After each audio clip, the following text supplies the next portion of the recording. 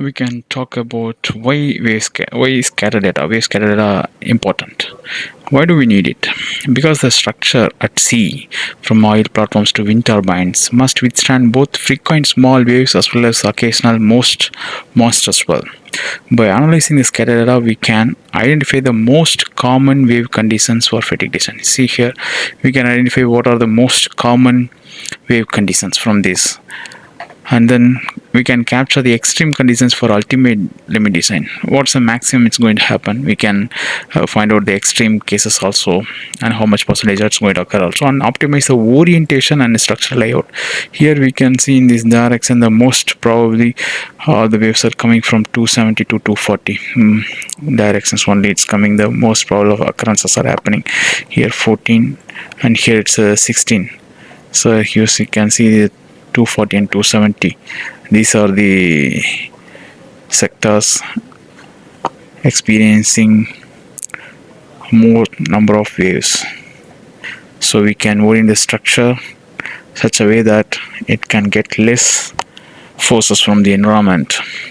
So it helps to optimize orientation and structural layout, reduce the computational workload through smart wave selection.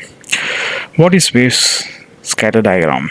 A wave scatter diagram is a statistical representation of sea conditions showing the frequency of various combinations of wave height, period, and direction.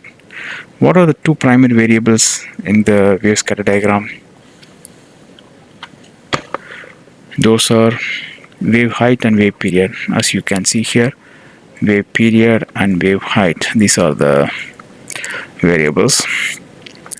And how are the wave heights typically measured for scatter diagrams? Wave heights are measured using instruments such as wave rider buoys and fixed depth platforms that record the maximum wave height waves over set period.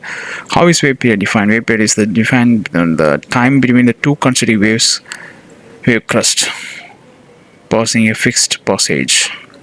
You can say this. How much time it takes to go from 0 to 0 or crest to crest. How does the scatter diagram handle wave direction when the structure is rotated? The direction in the sector diagram are rotated to align with the orientation of the observer structure, accounting for any adjustments in heading.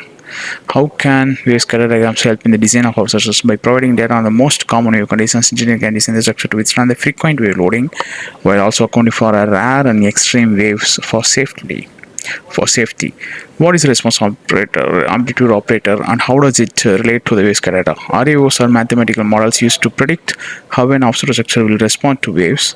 They are based on the wave scatter data, as the response of the structure depends on the characteristics of the incoming waves.